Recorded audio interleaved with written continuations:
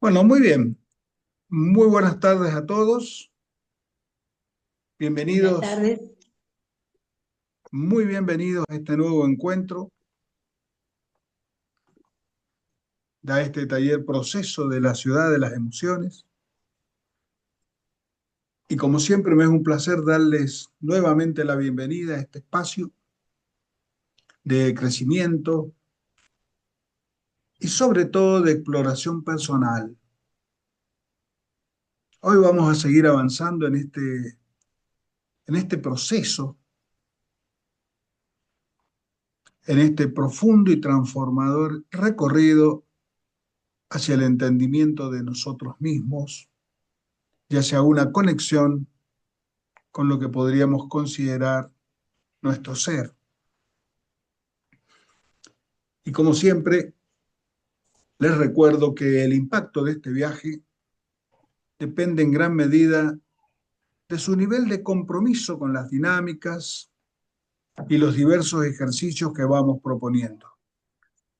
Nos reencontramos nuevamente para sumergirnos en esta compleja y apasionante geografía de nuestras emociones, que son esas guías invisibles que influyen en cada aspecto de nuestra vida. En este taller recorremos juntos la vibrante ciudad de nuestras emociones, compartiremos vivencias y también exploraremos algunas herramientas prácticas que nos permitirán gestionar nuestras emociones con mayor claridad, mayor equilibrio y profundidad.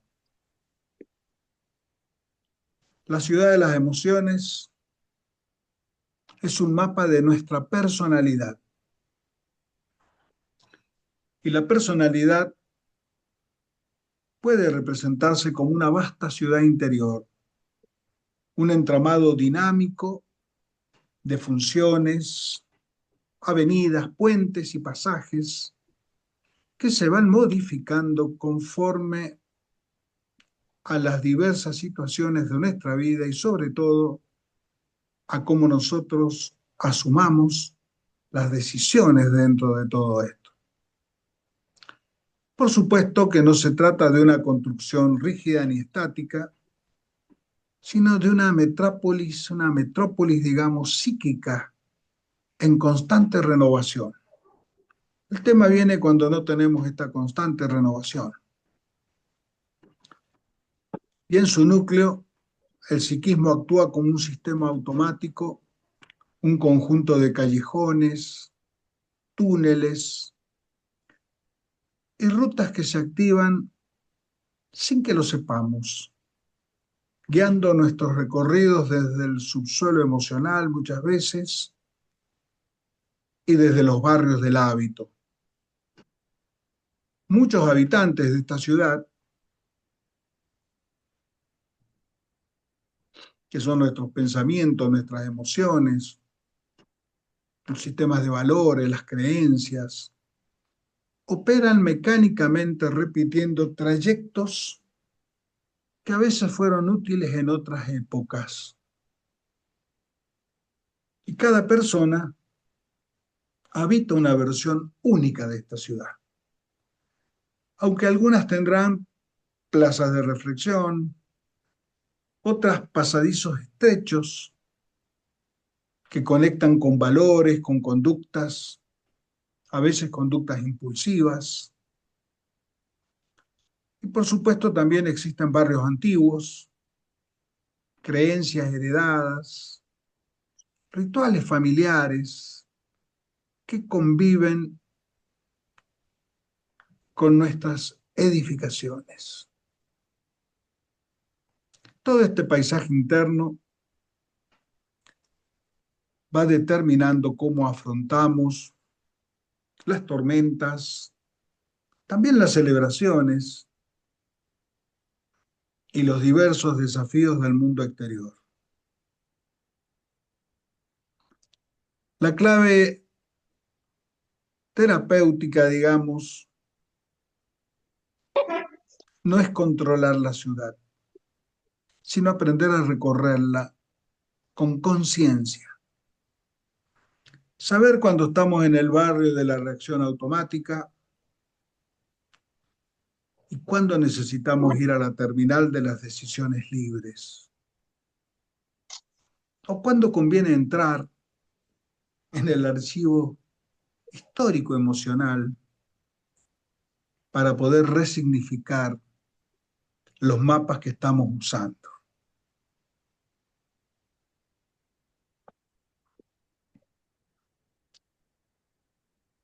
En las calles más transitadas de nuestra ciudad interior, muchas de nuestras respuestas brotan como reflejos automáticos, acciones que emergen desde estaciones inconscientes, sin pasar por las salas del deliberar. Son como trenes que parten desde andenes invisibles, impulsados por memorias, por hábitos y antiguas creencias que muy rara vez cuestionamos.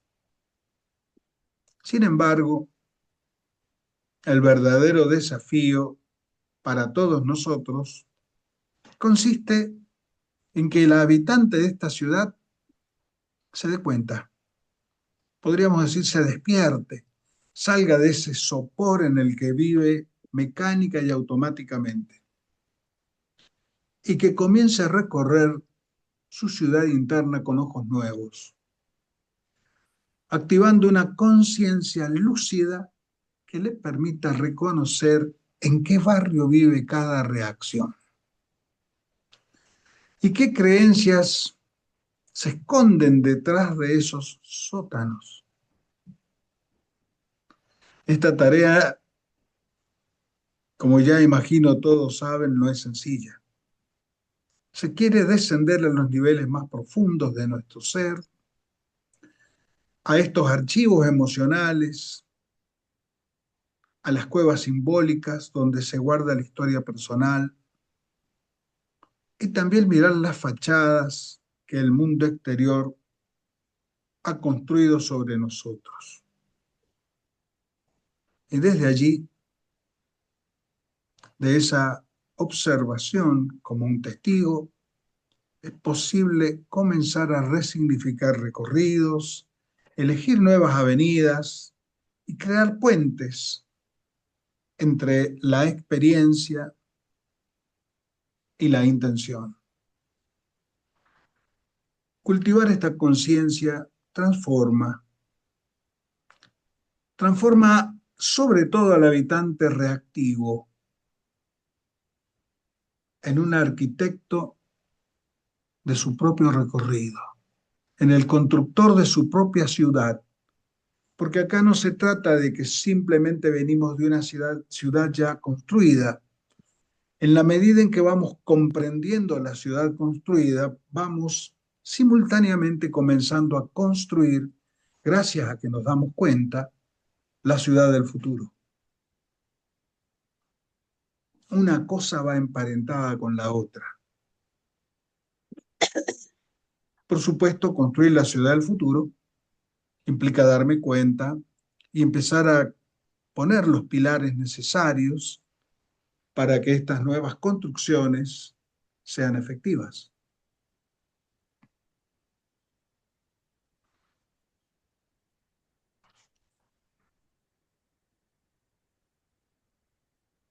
Entonces ya no solo se trata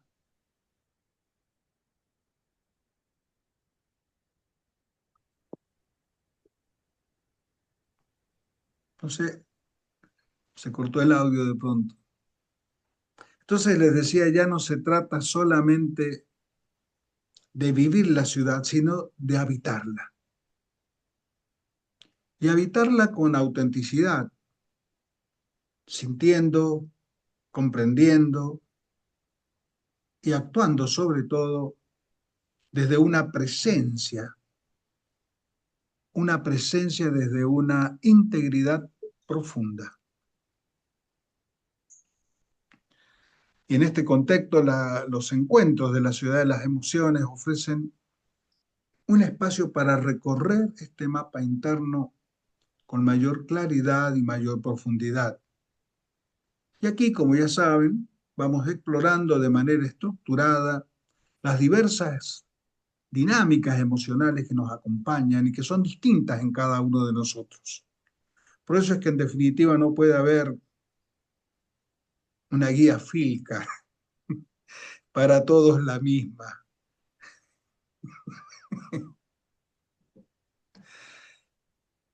Cada uno va a tener que ir construyendo su propia guía Filca.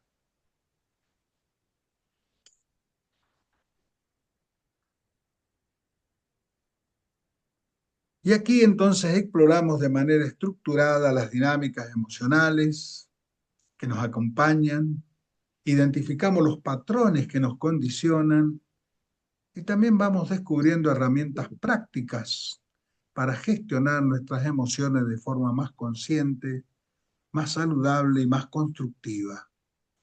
Y a través de metáforas como semáforos invisibles, rotondas y puentes, aprendemos a navegar con mayor autonomía y confianza en el entramado emocional que define nuestras experiencias y nuestros vínculos, nuestras relaciones.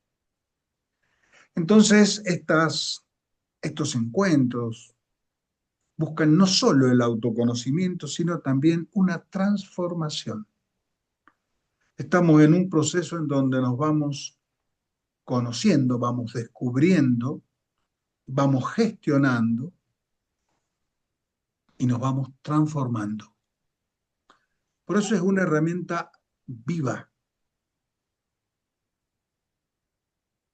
Y esto nos va a permitir diseñar con una intención consciente y voluntaria la manera en que enfrentamos nuestra realidad, tanto interior como exterior. Y de esta manera vamos construyendo nuestra ciudad del futuro.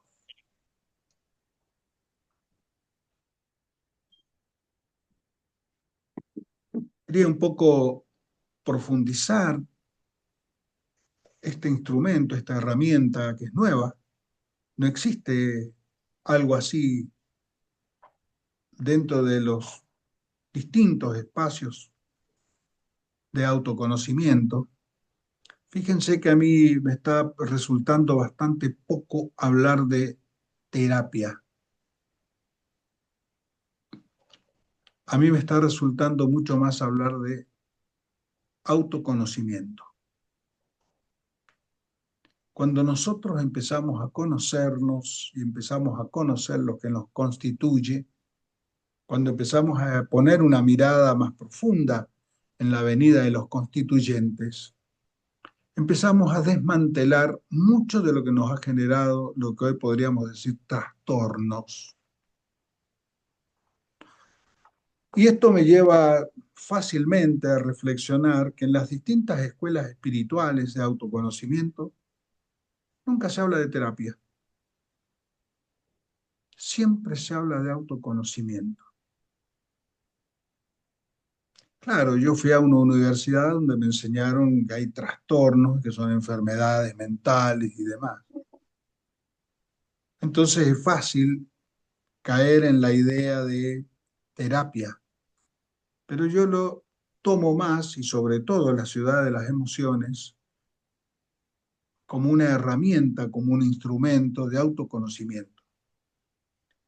La terapia es como un efecto secundario del autoconocimiento.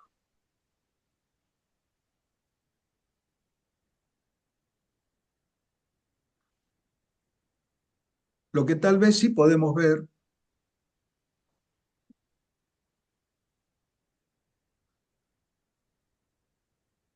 como algo que es enfermante es lo que he llamado la mente foránea. Porque la mente foránea representa un sistema de pensamiento que no nace de nosotros mismos, digamos del yo genuino. sino que ha sido incorporado desde afuera. En la ciudad de las emociones, decimos que ingresamos, y ingresamos cuando niños a construir la ciudad por la avenida de los constituyentes, porque es la avenida que nos constituye. Nosotros casi que nacemos en una ciudad que ya está construida, pero que no hemos internalizado. La vamos internalizando en la medida en que vamos transitando esta avenida de los constituyentes. Y donde vamos incorporando como parte nuestra, como si fuéramos nosotros mismos, mandatos, creencias, herencias, exigencias sociales, narrativas familiares, narrativas culturales que van colonizando nuestro espacio interno. Soy yo, de alguna manera, disfrazado de todo lo que esto se fue incorporando. Entonces no es una mente extranjera en términos geográficos, sino una mente ajena en términos identitarios. Opera como un software instalado sin consentimiento que dicta cómo deberías sentir, pensar y actuar. Desde luego, esta mente foránea tiene determinadas características y se las voy a recordar porque hemos hablado de esto, quizás en otros términos, pero hemos hablado. La mente foránea habla en términos de imperativos.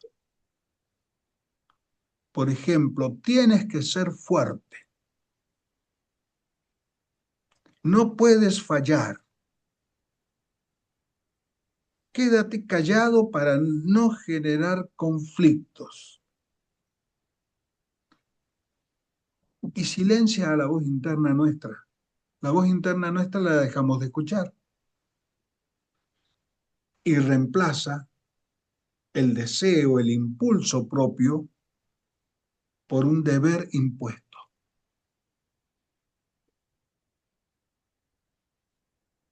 Después no sé lo que quiero, porque he sido colonizado por deberes de afuera. Y yo he sido obediente, muy obediente.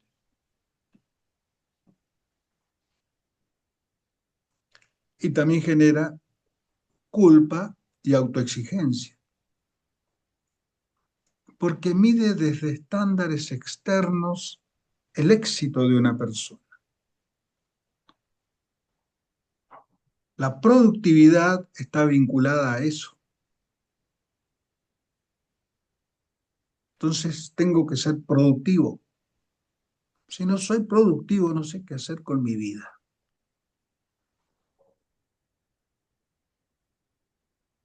Entonces esta mente foránea opera en automático. No se cuestiona, se repite. Y por supuesto está disfrazada de identidad propia, como si fuera yo mismo, pero no nació de una experiencia mía interna, sino de una adaptación. Fue la dinámica adaptativa la que me llevó a construir esta mente foránea. Que a todo esto hay una gran cantidad de mecanismos automáticos de defensa que favorecieron todo esto.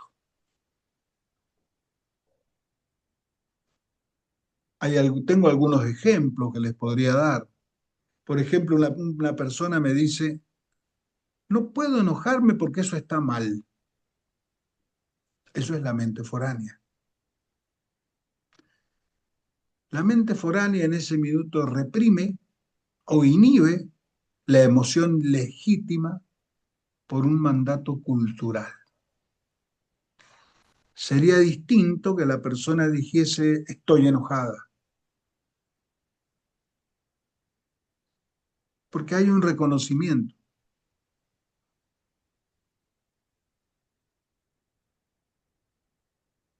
Hay un hombre que de pronto afirma, tengo que sostener todo, no puedo pedir ayuda. En este caso, la mente foránea asocia vulnerabilidad con debilidad.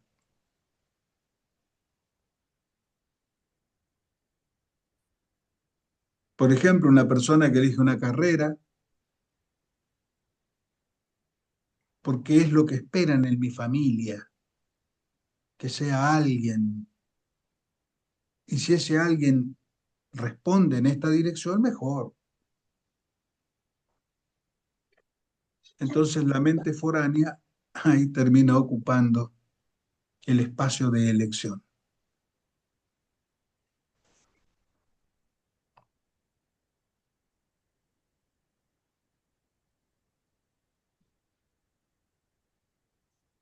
Todo esto lo reitero y lo repito porque es la tarea de todos los días de autoobservación. ¿De qué manera la mente foránea nos ha colonizado? También podemos decir cómo nos ha parasitado. Y casi que no nos damos cuenta que estamos parasitados.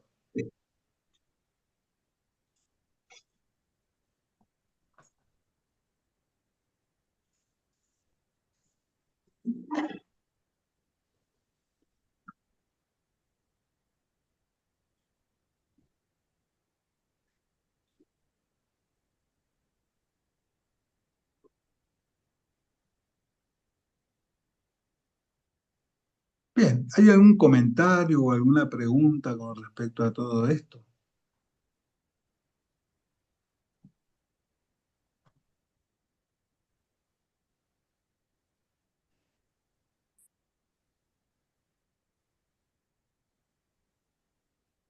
Bueno, Hola a todos, hola Humberto. hola, No, hola, ¿qué tal? ¿qué dices, Luisa? Gusto ¿Qué escucharte, ¿cómo tal? estás? Bien, gracias. No, un comentario algo risueño. Ya guía Filcar, no, Humberto, GPS tenés que decir. No, digo Filca. Nos deschavamos y decimos que guía Filcar. No, no, he dicho Filcar No, muy yo intencionalmente.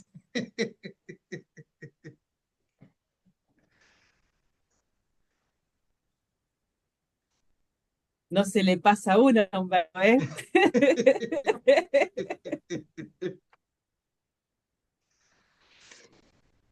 Bueno, muy bien, vamos a ir a un breve repaso del sexto encuentro.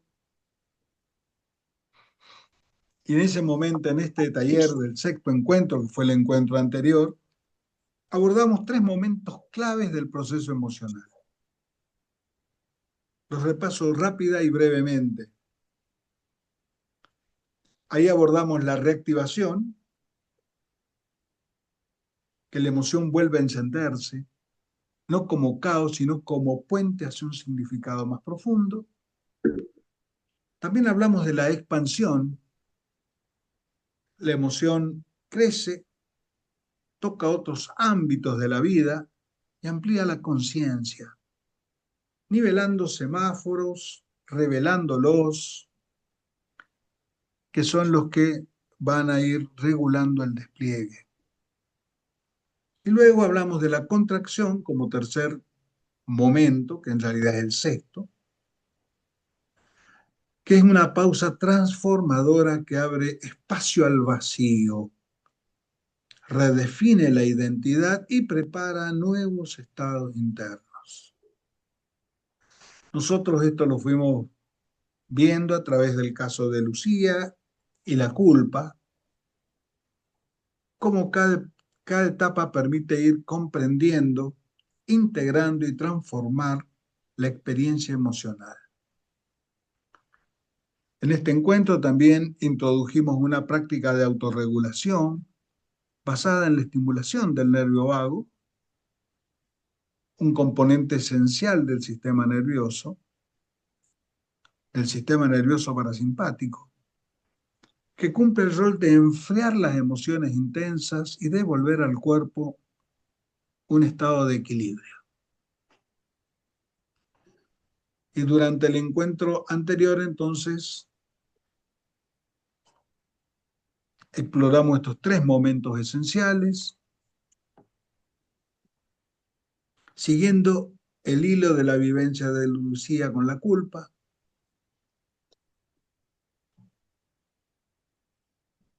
Y más que como fases lineales, y esto es importante tenerlo en cuenta, se presentan como estaciones internas, como espacios internos de un puente que articula la emoción con su sentido, expansión y reconfiguración. Cuando hablamos de reactivación, recuerden que habíamos hablado de condición, fusión, división como los tres momentos iniciales del proceso. Pero cuando hablamos de reactivación,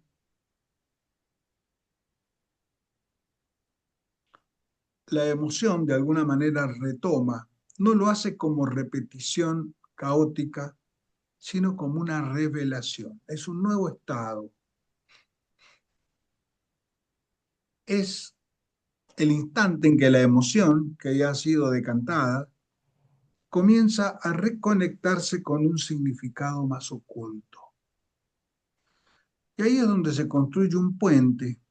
Ya no se trata solo de sentir, sino de comprender por qué se siente. Este es un punto muy importante. Por ejemplo, en el caso de Lucía, tras haber explorado los elementos esenciales de su culpa, un comentario casual de su hermana, como últimamente te noto distante, reactiva la emoción. Muchas veces nos ocurre que por alguna circunstancia se reactiva alguna emoción nuestra. Lucía no cae en la espiral del sufrimiento como antes. Ahora esa reactivación le muestra que hay algo valioso en su vínculo que va a requerir de su atención. Y acá la culpa no aparece como castigo, sino como indicadora de que hay algo a lo que hay que prestarle atención y hay que darle cuidado. En esta etapa, la emoción recupera su sentido y se convierte nuevamente en un impulso para avanzar.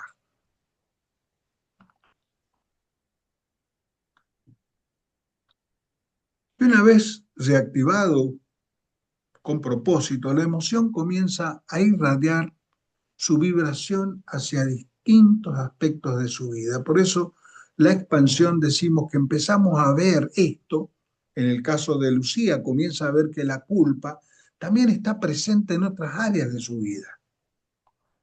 O sea, por eso hay una expansión. ¿Y qué se expande? Se expande la conciencia, me voy dando cuenta de otras áreas en donde esto también está presente.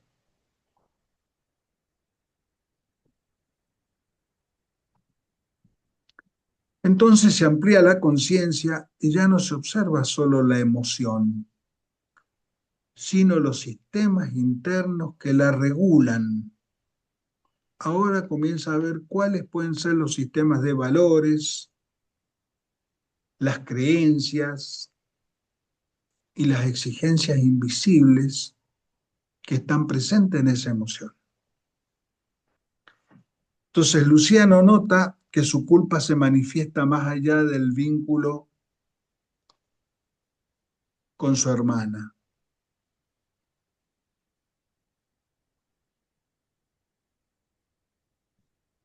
ella se empieza a dar cuenta que también está presente en otras situaciones. Por eso esto la puede llevar a ser más reservada con los amigos, a evitar conflictos en el trabajo, y recuerda otros momentos en que se sintió culpable. Acá es donde aparecen los llamados semáforos invisibles. Su sistema de valores le exige justicia, su sistema de creencias le impone reparar todo daño, cualquier daño emocional inmediato. Y la emoción expande no solo su alcance, sino también la mirada interna que puede estar teniendo en ese minuto. Son momentos muy importantes estos, por los cuales pasamos muy rápidamente, porque es muy rápido el psiquismo en estos momentos. Entonces hay que poder, como quien dice, detenerse un poco. Si uno pudiera detener la película estaría buenísimo, pero a veces no nos es posible porque la ansiedad, la emoción, la intensidad de las emociones en ese momento es tan grande que no nos podemos ir muy al centro de la rotonda, que es donde mejor lo podríamos observar. Y aquí es donde esta expansión permite que la emoción sea comprendida como un tejido vivo de nuestra identidad y no como una reacción aislada. Comenzamos a ver que está conectado a muchas cosas, que es un tejido, hay una trama.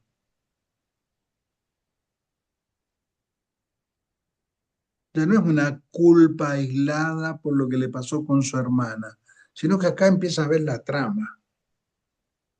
Y si puede ver la trama, porque ha tomado adecuada distancia de sí mismo, no del sí mismo más profundo, sino de la personalidad, de la estructura, si lo puede ver, empieza a captar la trama y la trama se va a empezar a desactivar.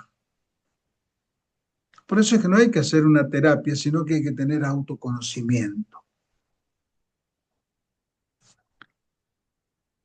Nosotros no estamos acostumbrados en nuestra cultura a hacer esto, porque no se nos enseñó.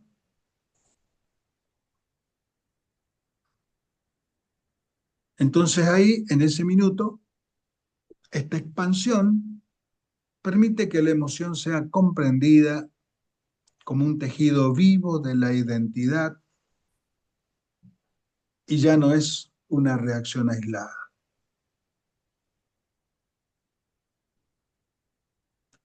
Y después de la expansión, aparece un momento de contracción. No es desaparición, sino es un repliegue fértil. La emoción baja su intensidad y abre paso a un vacío, al silencio interno, al espacio donde las respuestas mecánicas y automáticas se detienen. Y ahí se redefine la identidad. Por eso la persona puede que empiece a sentir que se siente rara. Me siento muy raro, no soy el mismo. Y puede tener la fuerte tendencia a querer regresar a lo anterior. Está en un vacío creativo. Se va a generar una nueva instancia interna, pero puede que se quiera pegar la vuelta.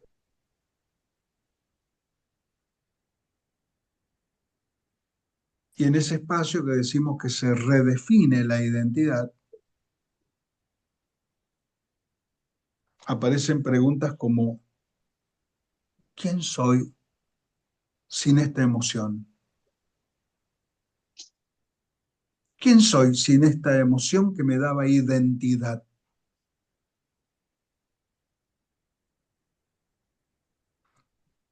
¿Y qué parte de mí se atraviesa al, al atravesar esto? ¿Qué parte de mí se va transformando? ¿Qué se transforma? Se va transformando mi identidad, se va modificando la ciudad, no el ser. Incluso quizás esa transformación sea hasta transitoria. porque van a venir nuevas transformaciones en un futuro.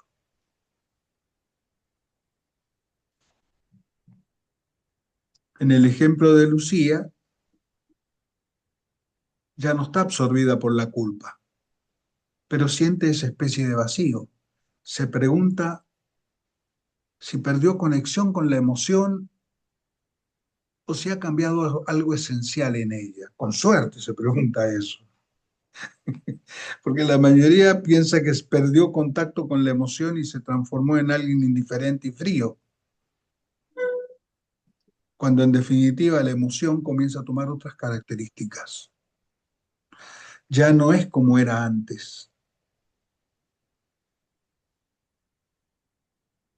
Y en ese instante está atravesando una pausa, un momento de silencio que va a ser transformador. Y ese vacío va a dar lugar a nuevas posibilidades.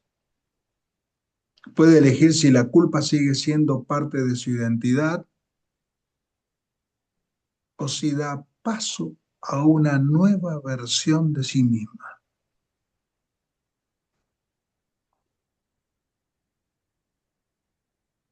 La contracción, en ese momento de proceso, es preparación. Y si se comprende su función, se convierte en un portal para una nueva conciencia emocional, mucho menos dramática que la conciencia emocional anterior. Ya no tiene ese dramatismo, pero tampoco tiene insensibilidad. Algo en sí misma ha madurado, se ha transformado.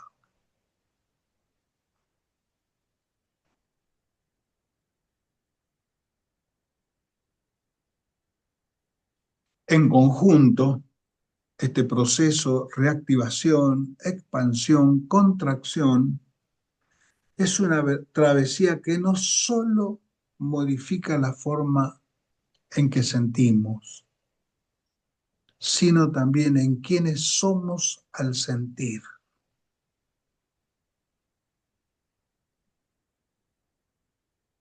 Entonces, esta travesía, estos tres pasos, no solo modifica la forma en que sentimos, sino también se modifica quienes somos al sentir. Y desde luego, cada una de estas etapas tiene su tempo, su desafío, su beneficio, que es como un regalo. Es como un regalo que tiene la naturaleza preparada ya para nosotros.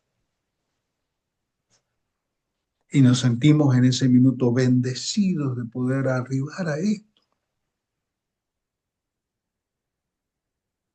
Y valoramos los procesos de la naturaleza, porque son procesos alquímicos. Hoy vamos a explorar tres momentos más del proceso,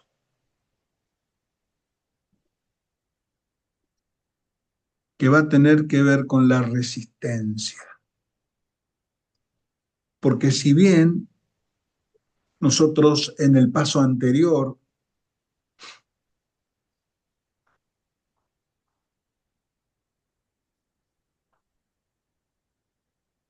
estábamos dando nacimiento a algo nuevo, acá nos vamos a encontrar con resistencias. Podríamos decir que es la tensión entre lo viejo y lo nuevo. La resistencia es el momento en que la transformación empieza a encontrar obstáculos internos. No es signo de fracaso, sino una fase que es natural del cambio. Digamos que lo viejo no termina de morir y lo nuevo no termina de nacer. Y ahí estamos nosotros en la duda para dónde ponemos las fichas. porque ambos lugares son complejos. Si yo regresara, mucha gente ha llegado a este momento de proceso y se ha venido abajo.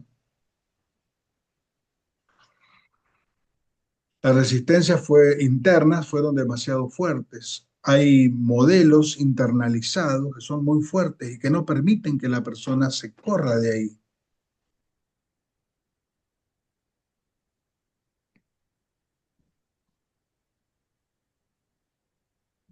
Digamos que hasta este punto, la emoción ha atravesado la rotonda, ha sido decantada, se ha expandido, ha generado un vacío y ha comenzado a redefinir la identidad, pero el psiquismo no cambia sin oposición. Siempre hay partes internas que quieren preservar lo antiguo, porque lo conocido da seguridad, incluso si ya no es funcional. Es como aquella persona que ha guardado las cosas de la abuela que ya no sirven para nada, pero las tiene ahí guardadas, igual. Tiene puestas ahí en una repisa, no se usan, ocupan espacio, ocupan lugar, no le sirven para nada, pero las tiene ahí. Y eso tiene que ver con las resistencias. Y la resistencia puede manifestarse de varias formas, de varias maneras. La primera que aparece siempre es el miedo a lo desconocido. Y la antigua frase de es preferible malo conocido que bueno que por conocer está a la orden del día acá. Y porque el nuevo estado emocional aún no está completamente definido, porque está en proceso, es un proceso. Esto es como querer sacar el pan antes de que esté cocido. Lo quiero comer antes que esté cocido, y no, está crudo todavía. Está en el horno, pero está crudo. Por otro lado, también, dependiendo de los tipos de apego que hayamos sufrido en nuestra avenida de los constituyentes, recuerden que hay 4 tipos de apegos y va a depender del tipo de apego con el que esté atrapado.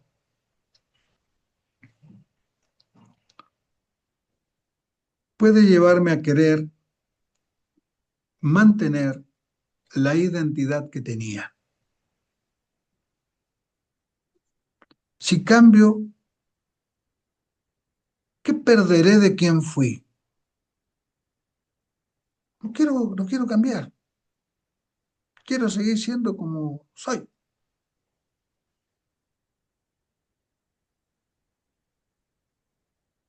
No vaya a ser que si cambio me deje de gustar tomar mate. No, yo quiero seguir tomando mate.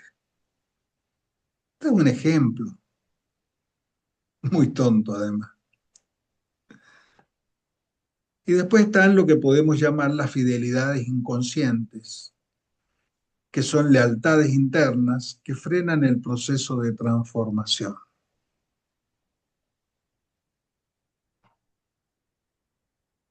Después están las creencias limitantes, que son ideas rígidas, que son las que me dictan el cómo debería sentirse, actuar, comportarme en las distintas situaciones. No dan lugar a la creación de algo nuevo. Son modelos muy fuertemente instalados en nosotros.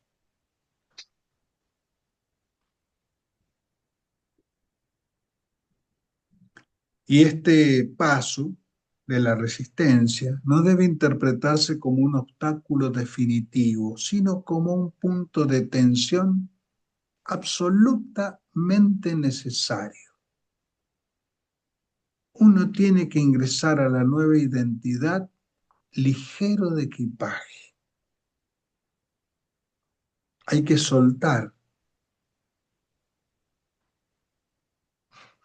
Si la persona no reconoce la resistencia, si no puede ver que se está resistiendo al cambio, que puede tomar muy diversas formas, puede quedar atrapada en una oscilación, digamos. entre avanzar y retroceder. Y eso la lleva a estar repitiendo ciclos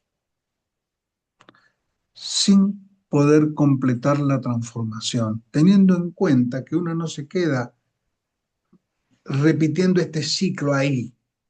Este ciclo me va llevando hacia atrás. Se va generando automáticamente una regresión al estado anterior, porque lo nuevo que se estaba presentando en ese momento se pierde.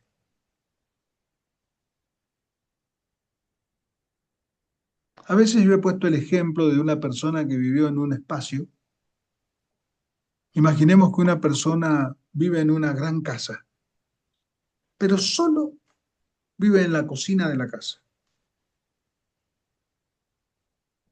Está la heladera, está el televisor, están los utensilios de cocina y tiene una cama ahí también. Vive solo en la cocina. Hay otros espacios de la casa. No sabe que hay otros espacios en la casa. Y un día haciéndose una comida se le ahumó todo, está tosiendo, está harto de la situación, no tiene ventanas el lugar, no tiene nada. Pero toda la vida vivió ahí así. El mundo es ese. La realidad es esta. Si alguien viniera y le dijera que hay otra cosa, solo se la imaginaría. Pero él seguiría viviendo ahí, no se iría de ahí. Pero puede que un día advierta que hay una puerta.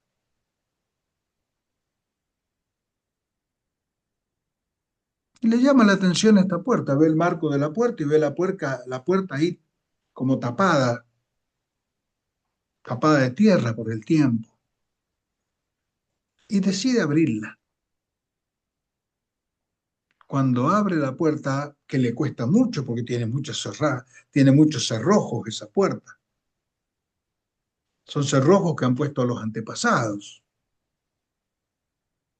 Pero imaginémonos que logra, con mucho esfuerzo, destrabar los cerrojos de la puerta y logra abrir una pequeña endija porque la puerta está chirriando por falta de aceite en los engranajes.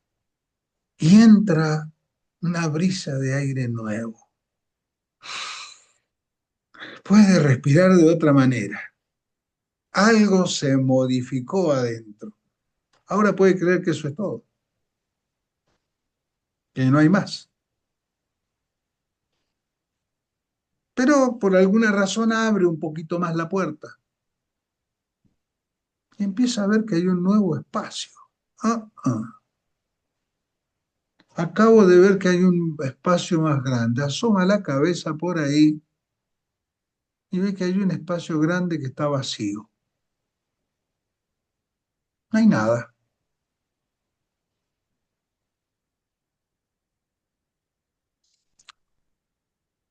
Cuando quiere dar un paso, cruzar el umbral y dar un paso a ese nuevo espacio, le da miedo.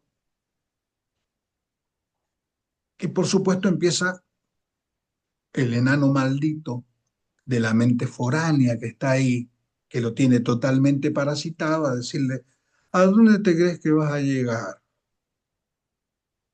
No hay nada allá afuera. Acá estás tranquilo, nadie te jode, nadie te molesta, seguí en este lugar. Y ahí es donde está la resistencia. Mantenete acá, estás seguro. Mira, si ahí no hay nada. Si querés comer algo, ahí no hay nada. Tenés que estar acá.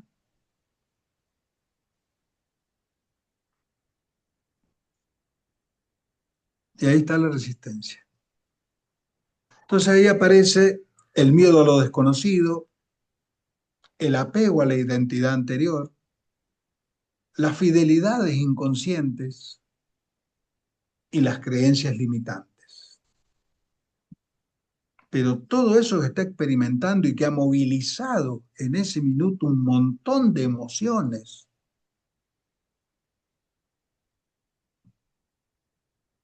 no lo tiene que ver como un obstáculo. Él tiene que tener la posibilidad de observar lo que le está aconteciendo y no dejarse atrapar por eso.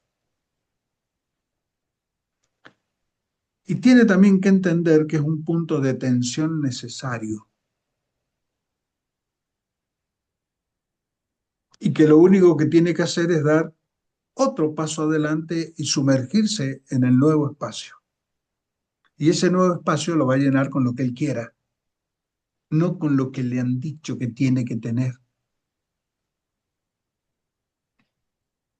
Ahora, puede que empiece a construir el nuevo espacio, pero se lleva cacharros del viejo espacio, porque no quiere perder la identidad. Entonces quiere seguir teniendo el nuevo espacio como si fuera el viejo.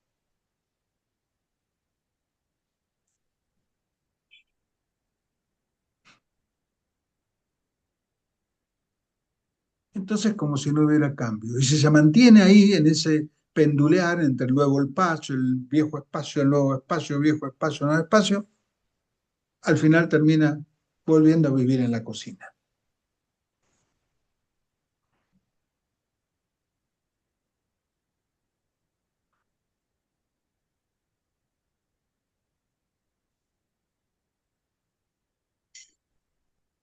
En el caso de Lucía,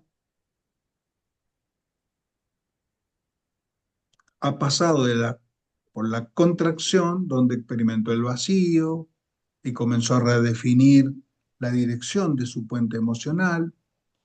Y acá es donde nota la resistencia interna.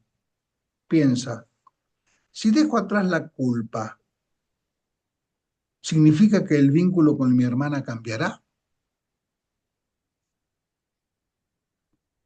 ¿Y cómo saber si estoy lista para soltar esta emoción?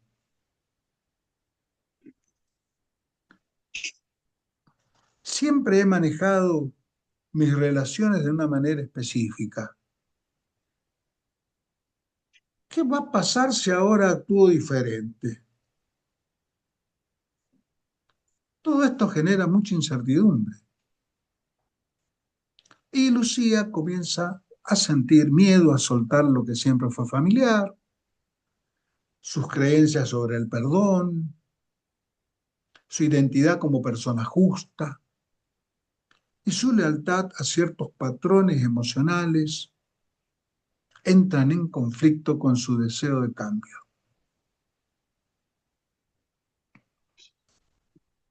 La resistencia no significa que deba detenerse, significa que está en la frontera del cambio real, está en el umbral.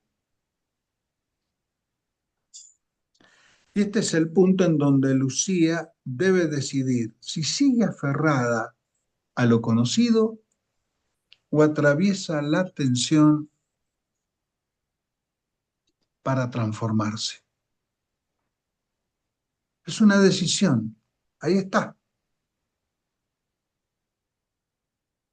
Ahí está frente al dilema. O se decide por el laberinto de la vida consciente o recae a su vida anterior. Muchos son los que a lo largo de su vida llegaron a estos puntos, ascendieron a estas cimas y en ese último momento desfallecieron y volvieron a la vida anterior. Por ahí está escrito, por ahí lo he puesto de otra manera esto mismo. Y vuelven a su vida anterior resentidos, enojados, fastidiados, descreídos, desconfiados, tristes y sin sentido, porque lo antiguo ya no les resulta, pero tampoco arribaron a lo nuevo.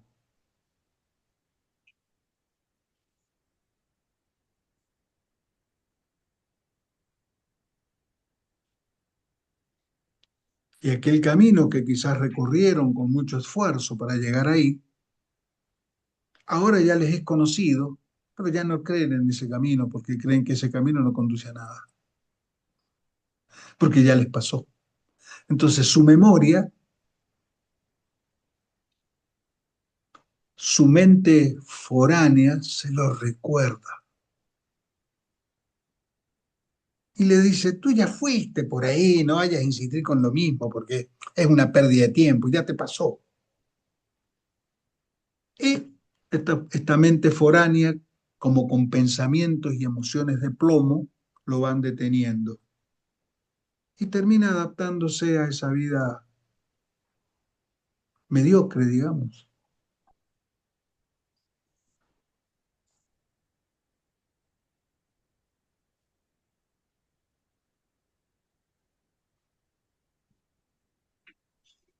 Entonces, cuando uno llega a ese umbral, a esa frontera del cambio real, es el punto en donde Lucía debe decidir si debe seguir aferrada a lo conocido o atraviesa la tensión para la transformación. Y es en ese umbral donde ocurre una revelación. Lucía comprende que no se trata de perdonar, sino de comprender. Comprender a su hermana, su historia, sus miedos, comprenderse a sí misma. Y ya acá no debe haber deuda ni juicio, sino absolución. La comprensión genera la absolución. Solo comprensión. Y en ese gesto, algo profundamente humano se libera. Algo que está vinculado al ser. Ya no viene de la mente foránea. Ya no viene de la avenida de los constituyentes. Es algo que emerge del propio ser. Algo florece.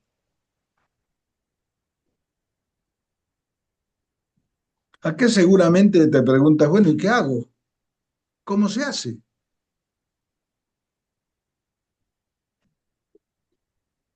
Que ya sea la pregunta que todos ustedes están haciendo en este minuto. Bueno, ¿cómo hago cuando llego ahí? ¿Qué hago? ¿Cómo hago?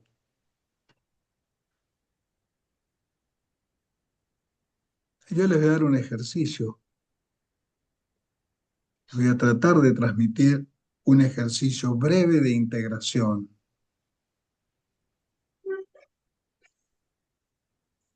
de reconocer, de integrar y de comprender.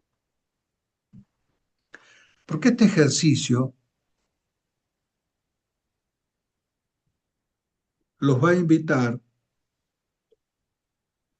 a atravesar el momento de resistencia reconociendo sus formas, las formas internas que tiene, las suyas, las propias de ustedes, no las mías, no las de otro, las suyas, para luego generar una apertura simbólica hacia la comprensión.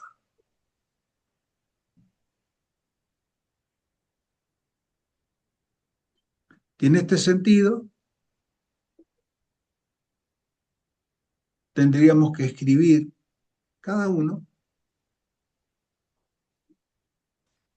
tiene que encontrar por lo menos 3 elementos que uno identifica como parte de su resistencia. ¿Qué elementos identificas como parte de tu resistencia actual? ¿Qué elementos?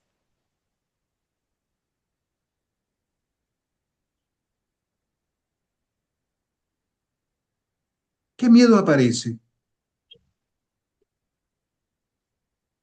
¿Qué creencia está en juego?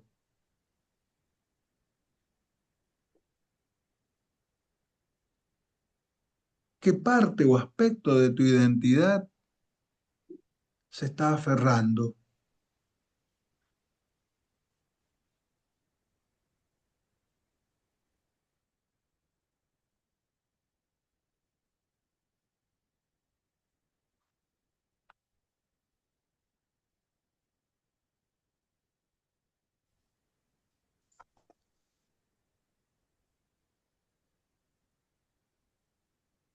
Y cada uno de ustedes coloque una respuesta imaginariamente en su mano izquierda. Tomen la mano izquierda y pongan una respuesta imaginaria. Puede que la escriban en un papel o puede que simplemente la sostengan en su mano izquierda, la respuesta imaginaria. La tienen en la mente, pero la tienen acá. Si la escriben y la ponen en un papel, mucho mejor, porque está como más concreta.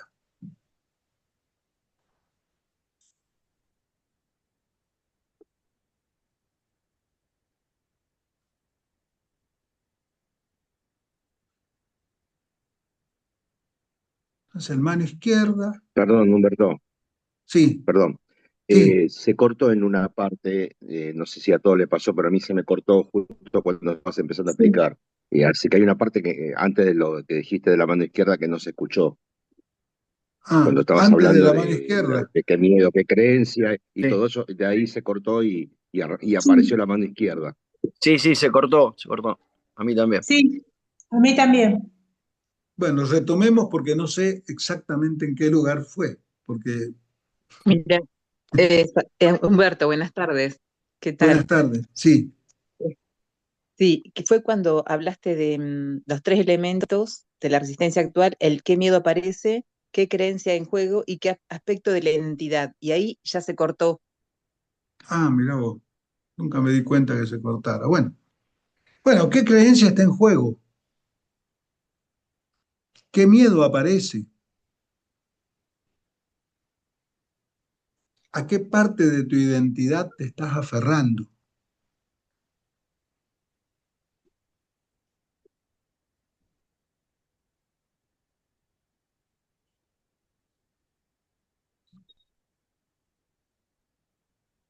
Y luego, con cada respuesta, imaginariamente en tu mano izquierda la colocas. Puede ser un papel escrito o puede que uno se la imagine escrita.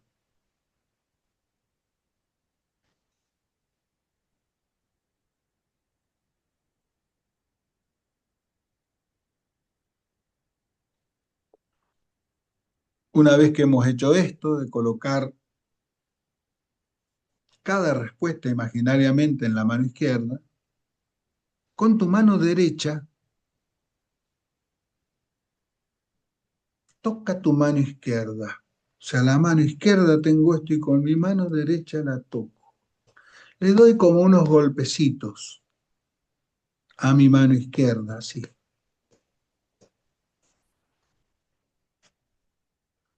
Y le dices, te conozco, te reconozco claramente,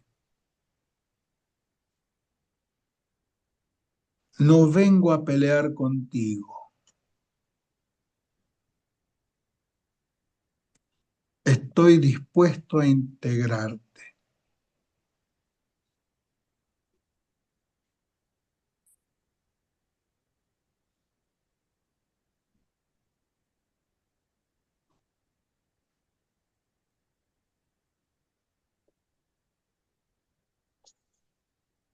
Te conozco, te reconozco claramente.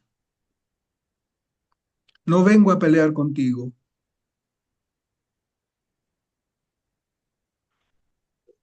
estoy dispuesto a integrarte.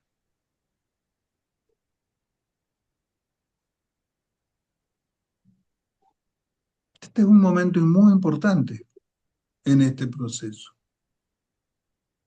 No estoy peleándome conmigo, no estoy peleando con estas cosas que son mi resistencia. Las estoy invitando a integrarse. Toda la energía que está puesta ahí,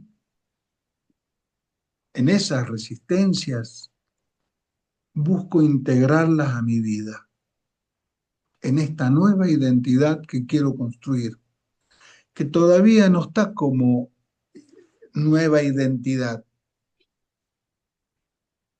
Y ahora cerramos los ojos y nos imaginamos que esos elementos toman forma de figuras.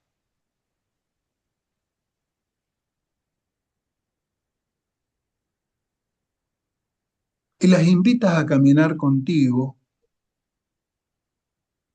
por el puente que lleva al espacio de la comprensión. En ese espacio no hay exigencia ni lucha, solo espacio para observar, dialogar y resignificar.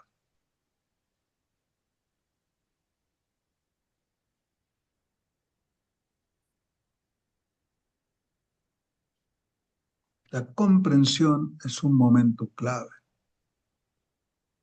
Quizás hoy, si nos queda tiempo, voy a profundizar el tema de la comprensión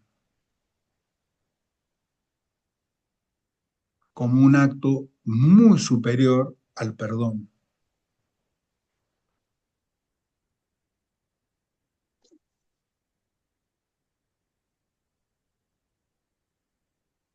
Casi que a veces la idea del perdón es parte de la mente foránea. La comprensión no. Ali, ¿querías decir algo?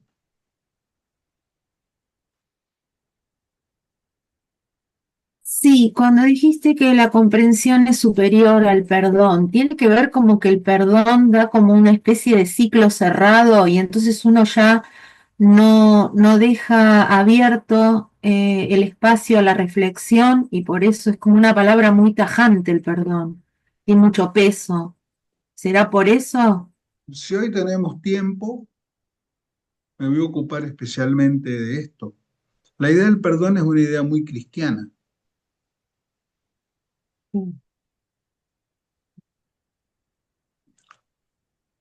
Fíjense que a veces yo cuando les conté la historia de Buda cuando lo escupen, se supone que el hombre al otro día, porque esta es una versión cristiana, le vino a pedir perdón a Buda. Y Buda le dijo, no tengo nada que perdonar porque no he tenido ninguna ofensa.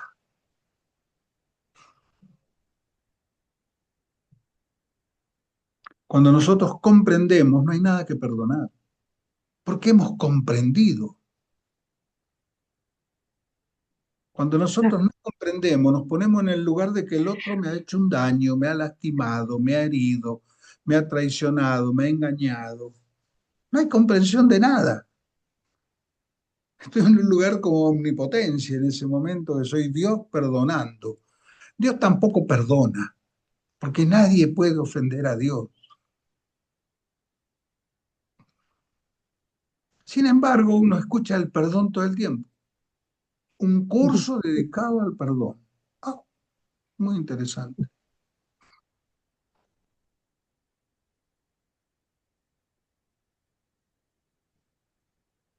Ustedes van a ver, ya hay investigaciones psicológicas al respecto de esto que por supuesto no salen mucho a la luz. Pero luego les voy a compartir algunos autores que hablan de esto y la fundamentación psicológica que tiene.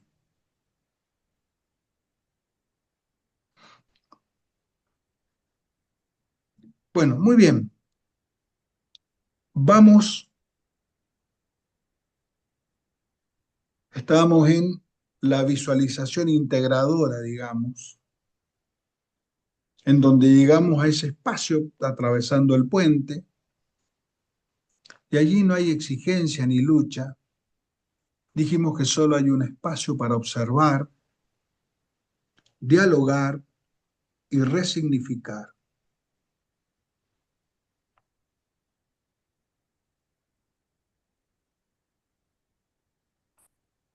Y uno cuando termine este ejercicio,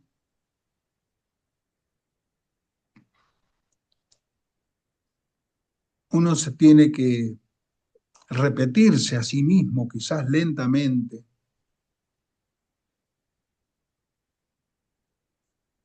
comprender no significa justificar.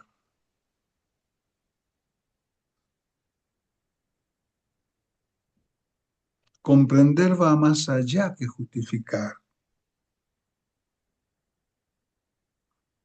Significa liberación.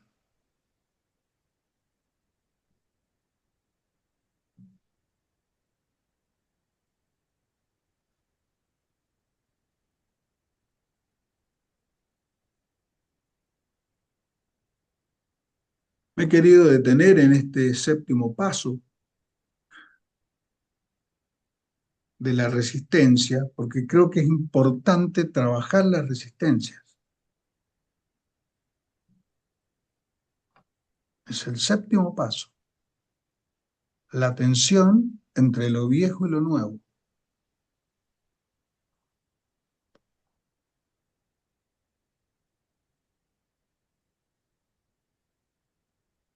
Luego que nosotros terminamos con la frase de cierre, donde comprender no significa justificar, significa liberar, soplamos sobre la mano izquierda y soltamos lo que ahí tenemos. Este gesto simbólico es sumamente importante, porque el psiquismo entiende las cosas por símbolos, no tanto por palabras.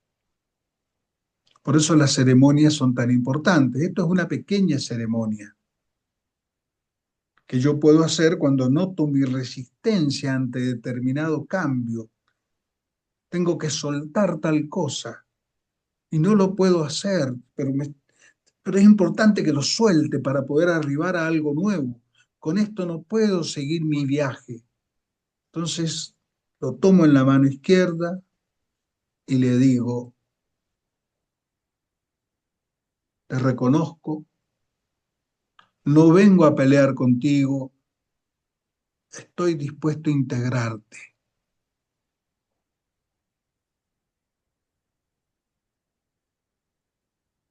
E imagino que me voy llevando esto hacia el nuevo estado y en ese nuevo estado abro la mano y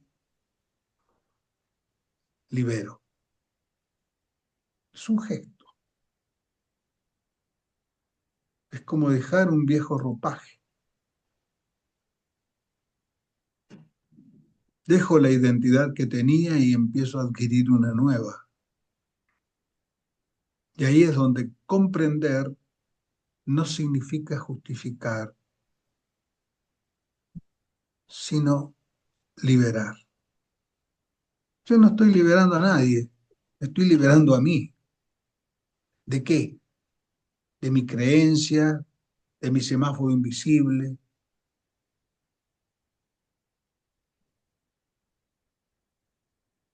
Y así es como llegamos al punto 8, que se llama transformación,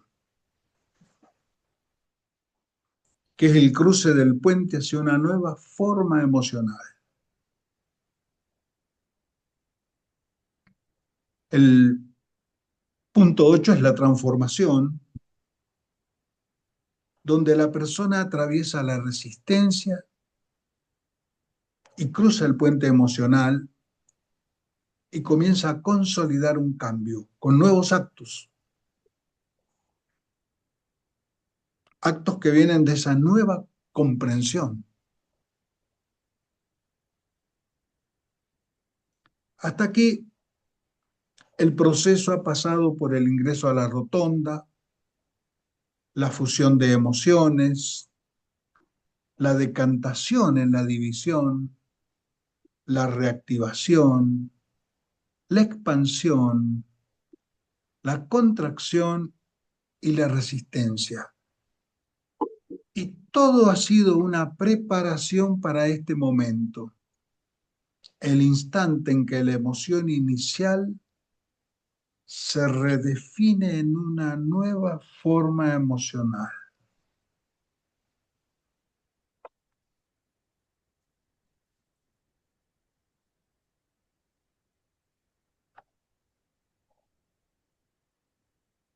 La transformación ocurre.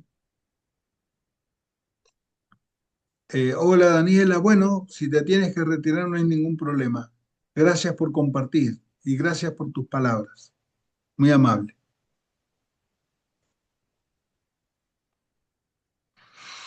Entonces, la transformación ocurre cuando la persona deja de ver la emoción como un obstáculo y la interpreta como un elemento de transformación.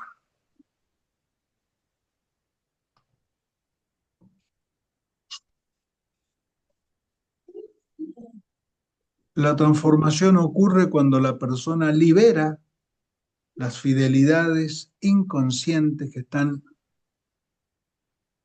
limitando el cambio, que ya ahí esas fidelidades inconscientes ya no son inconscientes, empiezan a ser conscientes.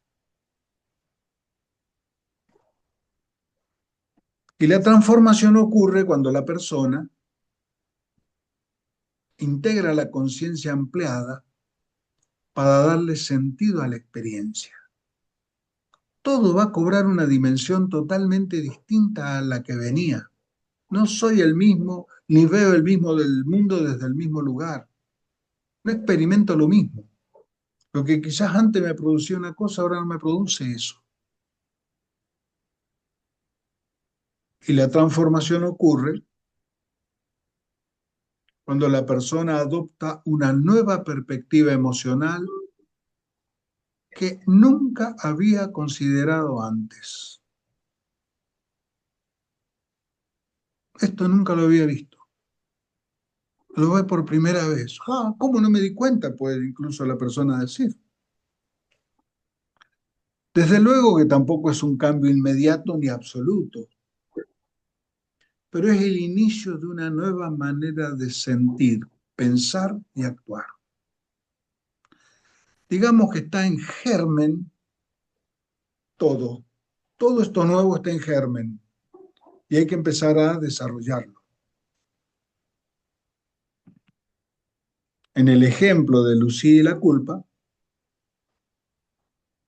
ella ha sentido resistencia al soltar la culpa porque implicaba perder una parte de su identidad.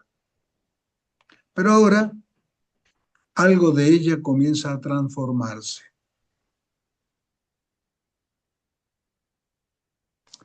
Se da cuenta que la culpa no es algo que ella deba cargar indefinidamente, pero ha sido un mensaje que le ha permitido comprender mejor la relación con su hermana desde un nuevo ángulo. Puede ver y comprender a la hermana desde otro lugar. No es la hermana con la que antes sentía tales cosas, ahora es otra. Quizás la hermana no cambió, pero cambió su perspectiva con respecto a la hermana. De hecho, la hermana no cambió, pero el hecho de que ella cambie de perspectiva, cambia de manera de pensarla y cambia de manera de actuar, va a repercutir en su hermana. Porque su hermana va a empezar a notar que hay algo diferente acá. Y se empiezan a activar otras funciones en su hermana que antes no se activaban. Antes se activaban los viejos modelos. Es como si ahora empezaran a tocarle otras campanitas adentro. Y sus respuestas van a empezar a ser otras.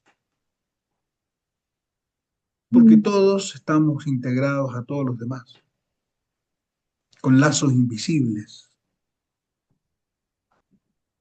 Y acá justamente estamos tocando los lazos invisibles. Y poco a poco, Lucía va cambiando su percepción. La culpa ya no es sufrimiento, sino aprendizaje. La distancia que sentía con su hermana ya no es solo una consecuencia de la discusión, sino una oportunidad para reconstruir el vínculo desde un nuevo lugar con mucha más autenticidad.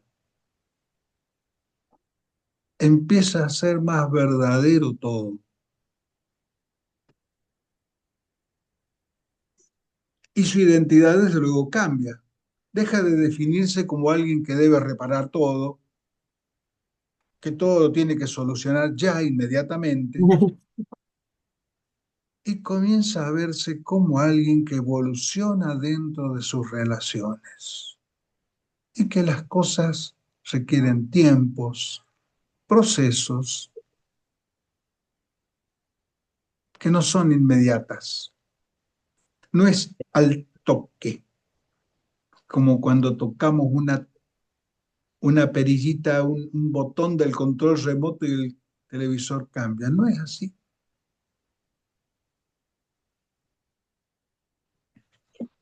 Entonces acá la rotonda se ha atravesado, el puente ha sido cruzado y Lucía no es la misma persona que inició este proceso emocional.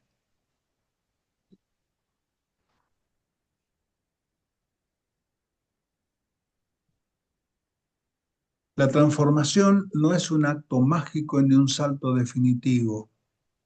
Es el instante donde la emoción se transfigura en otra cosa. La emoción se transfiguró en sentido, en aprendizaje, en posibilidad. No se trata de dejar de sentir, sino de cambiar la relación que tenemos con el sentido. El puente emocional no es una estructura externa, es construido desde adentro, con fragmentos de memoria, con ladrillos de reconocimiento y con las vigas de la intención y el deseo. Cuando la persona cruza ese puente, ya no mira la emoción como un obstáculo, la ve como una aliada, como una reveladora, como un paso, como un umbral, como el acceso a un nuevo estado. Entonces ahí es donde se despide de fidelidades que antes eran invisibles y permite que una nueva vida emerja, aunque estos significan cambios, muchos cambios, cambios de trabajo, cambios de amistades, cambios de actitudes, cambios de intereses.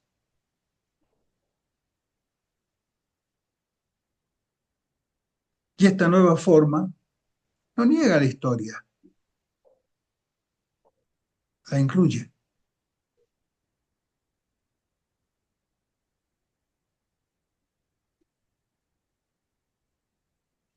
Lucía ya ha cruzado el puente, no ha olvidado la culpa, pero ya no habita como castigo.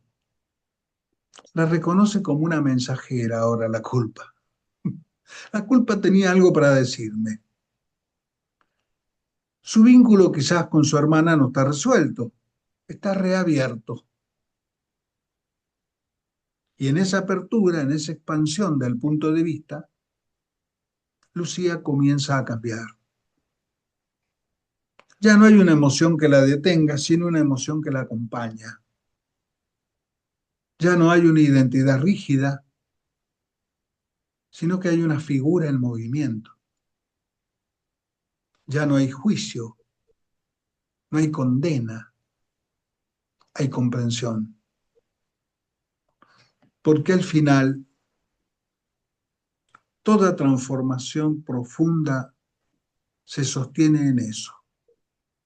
No hay nada que perdonar, solo hay que comprender.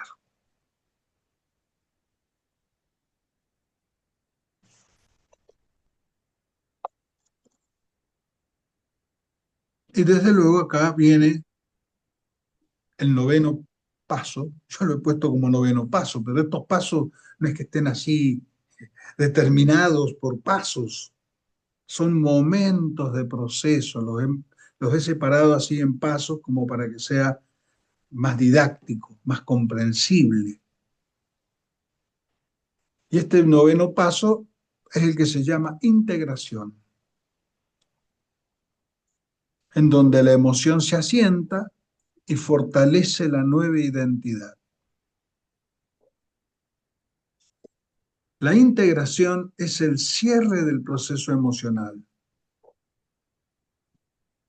No significa que la emoción desaparezca. sino que se incorpora a la experiencia personal de una manera renovada y fortalecida. Después de atravesar la resistencia y consolidar la transformación, la emoción deja de ser un elemento aislado o problemático. Ahora empieza a ser parte de esta identidad que se ha expandido. Y la integración ocurre cuando una persona empieza a reconocer que la emoción ya no cumple la misma función que tenía al inicio.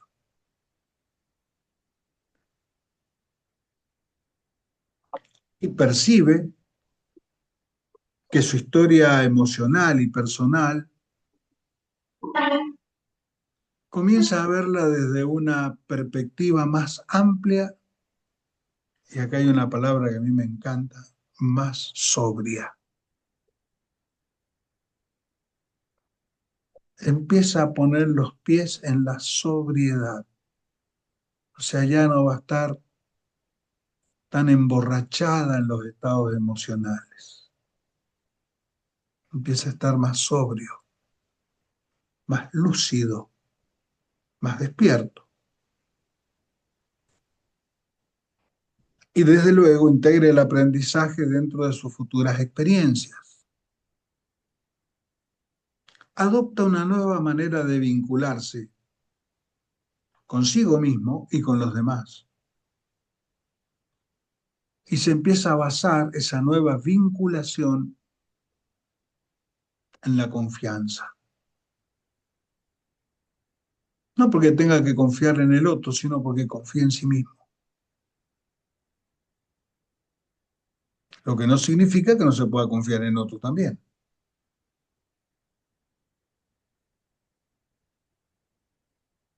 Y eso va a conducir a lo que podemos llamar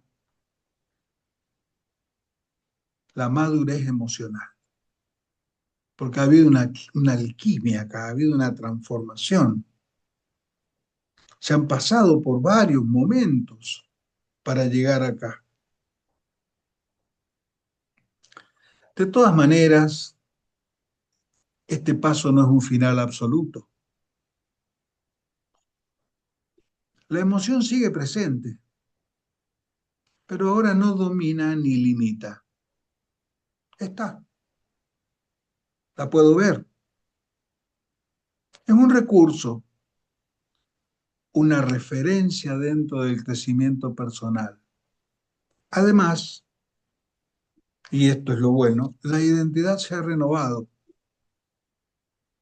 y con ello la estabilidad emocional se ve muy reforzada. Empieza a tener un estado, se empieza a acercar a un estado. No está todavía plenamente en el estado, pero se empieza a acercar a un estado en donde teniendo plena conexión con lo que lo rodea, empieza a ser imperturbable, porque ya los pensamientos foráneos, su historia personal, lo que lo constituía, no lo domina. Empieza a abandonar el escenario del hombre mecánico, automático, para empezar a inaugurar lo que es un hombre consciente. Pocos hombres conscientes hay en el mundo, no muchos, que han arribado a esos estados. Pero no es un final absoluto. Pero la persona experimenta mayor madurez al comprender sus procesos sin caer en los automatismos emocionales. Empieza a tener sobriedad emocional, en donde ya no está esa reactividad y puede comenzar a gestionar, porque las puede ver venir fácilmente, a las emociones. No está totalmente liberado, todavía hay emociones que se movilizan, que vienen, que lo intentan desestabilizar, pero si se mantiene en su eje, si se mantiene en el centro de la rotonda, en el eje de la rotonda, simplemente las ve pasar. Por allá va pasando la ambulancia a toda velocidad y la ve pasar. Allá va el camión de los bomberos, lo ve pasar. Y el Scania de la culpa, no, no hay un Scania de la culpa, una motito con la culpa ahí, cargadita atrás.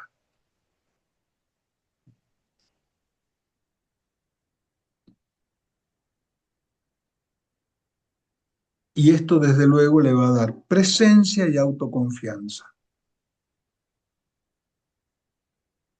porque ha captado y ha podido vivir, sabe que puede atravesar estados emocionales sin perderse en ellos.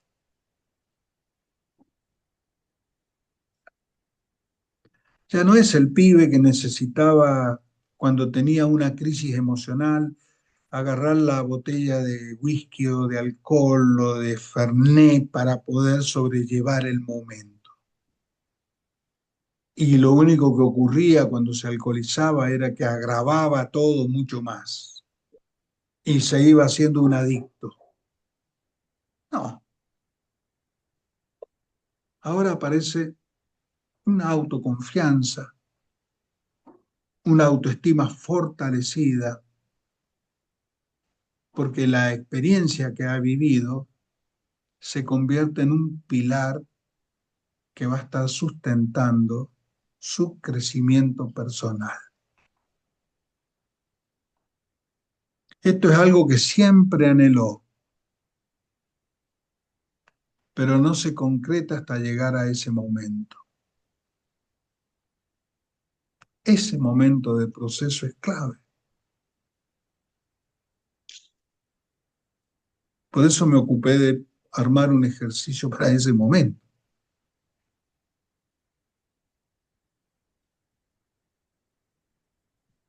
Si vamos al ejemplo de Lucía y la culpa, ella ha atravesado toda la rotonda emocional, desde el reconocimiento de la culpa hasta su transformación.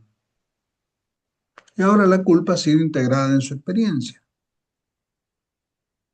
Esto significa que ya no tiene culpa como una carga, sino como una señal de aprendizaje sobre sus relaciones.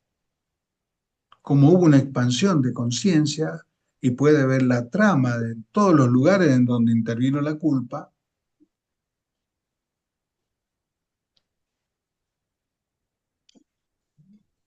puede empezar a aprender de muchas situaciones, porque muchas situaciones le van a ir mostrando las distintas moradas de la culpa, porque la culpa tiene muchas moradas. Y también ha redefinido su vínculo con su hermana, entendiendo que los conflictos no siempre requieren soluciones inmediatas, sino tiempos, espacios, momentos de transformación, en donde quizás ella se transformó, pero la hermana sigue igual. Pero ella aún así puede vincularse con su hermana desde un nuevo lugar, ella, aunque la hermana se mantenga en el viejo lugar.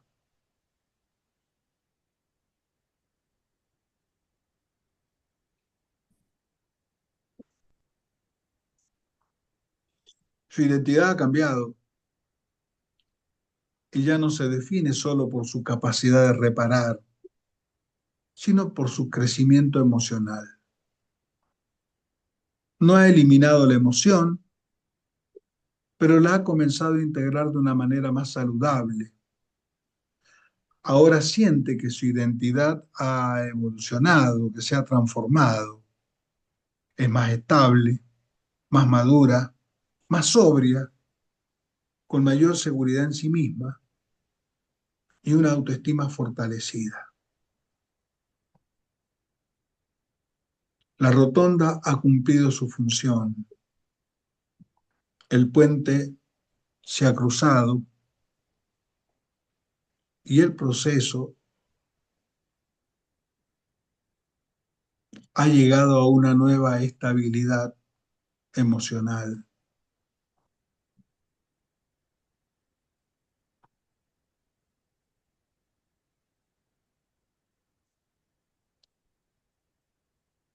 Digamos que como una reflexión final de este proceso, podemos decir que la integración es la emoción como raíz. Integrar no es olvidar, no es eliminar, es sembrar la emoción transformada en un terreno fértil de la identidad. Es ese nuevo espacio en donde construyo la nueva identidad. Es permitir que aquello que nos dolió o limitó ahora se convierta en un sustento, en la raíz de una memoria lúcida. Por eso es que la integración es la emoción como raíz, como memoria lúcida.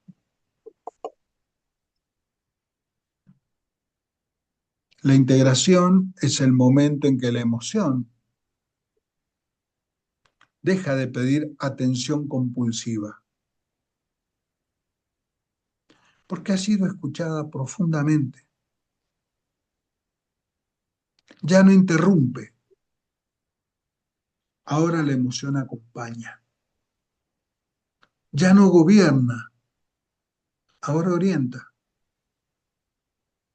Es el lugar donde el aprendizaje se posa con sobriedad y la persona se reconoce capaz de vincularse desde un nuevo centro. Lucía no ha vencido la culpa, la ha abrazado, la ha mirado con otros ojos y la ha puesto al servicio de su crecimiento. Ahora sabe que no todo vínculo debe repararse desde la urgencia. Algunos se reconstruyen desde el silencio, desde el tiempo, desde la transformación. Su identidad, que antes estaba fragmentada entre la exigencia y el dolor, ahora se empieza a expresar con mayor estabilidad y sobre todo con mayor autenticidad. Siente que empieza a ser ella misma.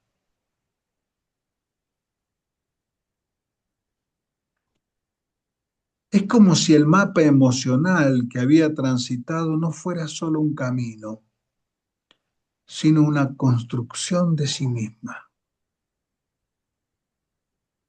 La culpa no desapareció, se resignificó, adquirió un nuevo significante. Y esa resignificación, Lucía la ha integrado como una sabiduría emocional que ahora la habita. Comienza a habitarse a sí misma de otra manera. Comienza a habitarse por primera vez. Integrarse es habitarse con conciencia.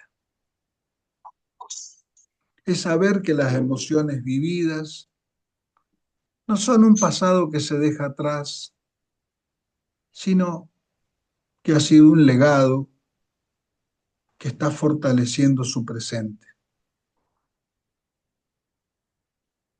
Desde luego, con este paso, el recorrido por la ciudad de las emociones no concluye. Se convierte en un recurso interno, disponible, cada vez que la vida invita a un nuevo cruce, cada vez que la vida nos ponga en la situación de una nueva transformación y para ello debemos estar atentos, muy atentos a lo que vamos viviendo.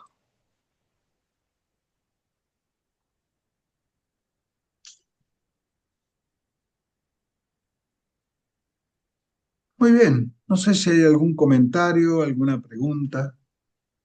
Creo que son muy intensos estos 3 momentos del proceso, pero que son Sí, vitales.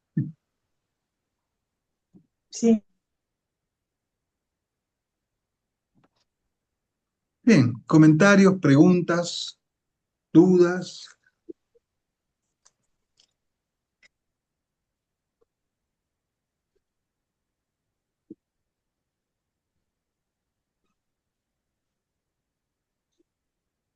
Quedó todo clarísimo.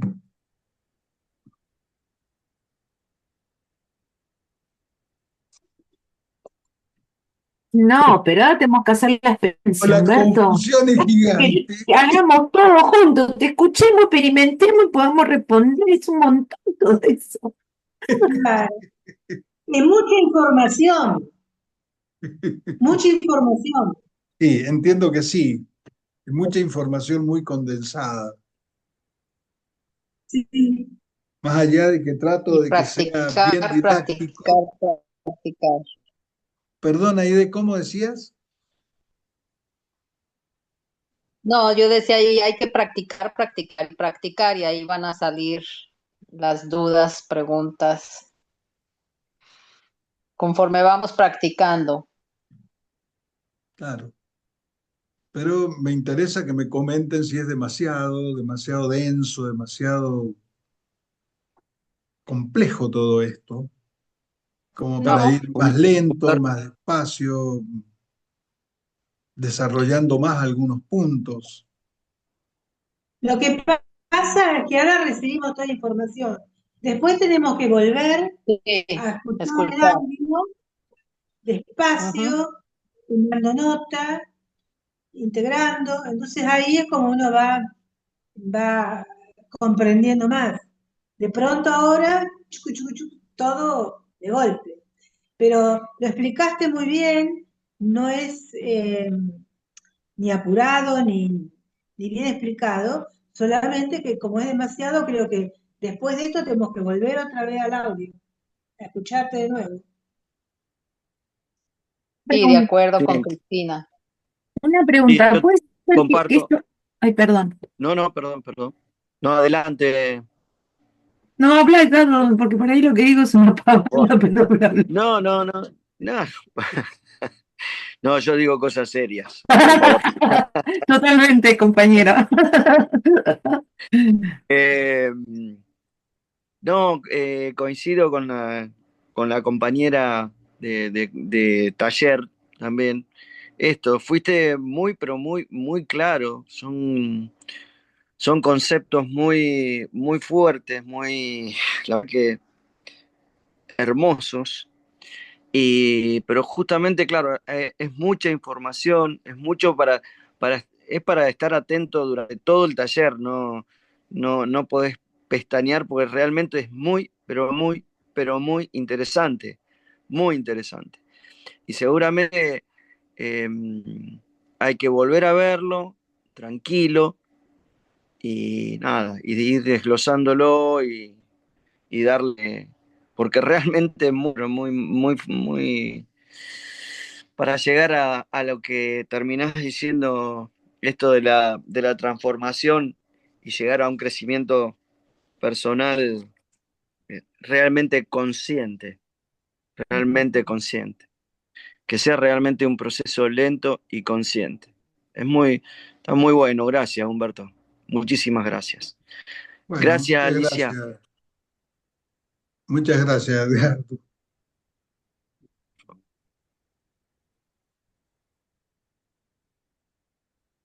Y para mí también fue muy claro, Humberto, muy certero con las palabras, como usted bien sabe, y creo que el ejercicio es lo que nos va a acercar bien a la teoría.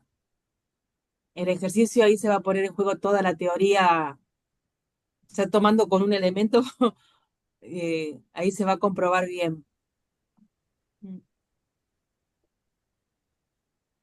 Sí, todo esto es la resultante de la propia experiencia, en atravesar todos estos estados, ¿no? Estados en la propia vida. Entonces poder volcarlos de alguna manera para poder explicarlos de alguna forma, cosas que por ahí no son muy explicables. Por eso yo recurro a algún modelo, y lo vengo diciendo de hace muchos años y lo he dicho en muchos talleres, que siempre uno tiene que recurrir a algún modelo explicativo. Nuestra mente requiere de modelos que expliquen lo que está pasando. Entonces trato de hacer un modelo descriptivo en parte y explicativo, como para que se puedan comprender aspectos que son muy abstractos, muy complejos en la vida de uno.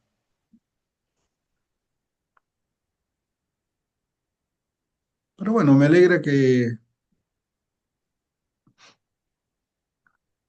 se pueda ir captando todo esto, ¿no? Porque es, en definitiva, la finalidad de estos encuentros, poder transmitir todo esto.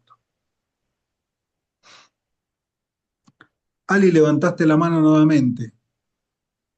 Sí, yo cuando vos ibas haciendo toda como una historia, yo siempre lo veo todo como un cuento, ¿no? Porque soy así. Yo sentí como que en un vínculo, en una relación, esto sucedió. Entonces yo puedo, para realmente saber si sucedió así, plantear los procesos hacia atrás para darme cuenta si realmente esto fue así. ¿Puedo hacer eso? Por ¿Desandar supuesto, ese camino? tú puedes usar como esta plantilla, por decirlo de alguna manera, para poner los sucesos y eventos que han acontecido en tu vida, se han ido transitando esos pasos y qué fuiste haciendo en cada uno de esos pasos. A veces no es fácil hacer esto, porque requiere de mucha memoria, requiere de tener muy presente muchas cosas, pero también uno lo puede hacer eso. Pero básicamente es más fácil, digamos, hacerlo si en este minuto yo estoy atravesando una experiencia y voy pudiendo ver qué ocurrió. Por eso cuando nosotros iniciamos un proceso, que lo podemos iniciar nosotros, suponte tú inicias un negocio o tú inicias una relación, supongamos, Elisa, te nos pones de novia y inicias una relación con alguien. En ese momento vas a estar iniciando un proceso. Pero imagínate que tu hermano se enfermó y tú inicias un proceso, no de algo que has generado tú, es algo que ha generado la vida a tu alrededor y hay un proceso también. ¿Y cómo lo vas a ir viviendo tú? Pues entonces puedes ir siguiendo el proceso que te va pasando a ti con la enfermedad de tu hermano imaginario.